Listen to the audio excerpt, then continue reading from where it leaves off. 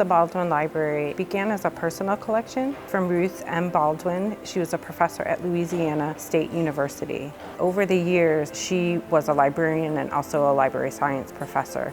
She would herself go on buying trips throughout the United States and also to England to collect children's books. Some places used to know her sort of as by-the-shelf Baldwin. She would go in and she would buy the whole shelves worth of juvenile books. That was kind of how she amassed this really large collection of these really wonderful books for children over time. Ruth had amassed 35,000 children's books from the 18th and 19th century.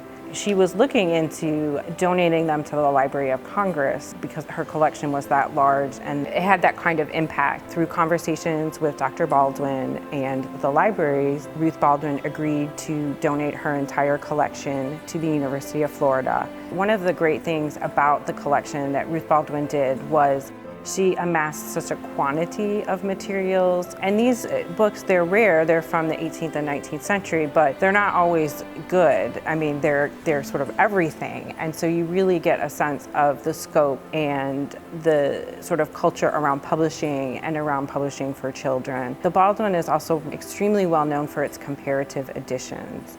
So for example, we have over 450 different editions of Robinson Crusoe over time. And so someone can come in and can look at all the different versions of Robinson Crusoe or different versions from a period of time to see what kind of changes were made, what kinds of elements of the story do they take out and they don't leave in the book anymore. It's still being published and there are kids who still read it in school. So how do they make these changes over time, and how does the language change from maybe the original intentions of the author? And it's important to see how certain values and beliefs of, say, American society or British society are sort of distilled down into even the most popular of books, like Choose Your Own Adventure books or Little Golden books.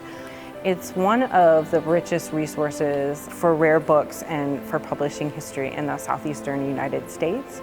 The library now has 120,000 books, and so we can track which ones were the original 35,000.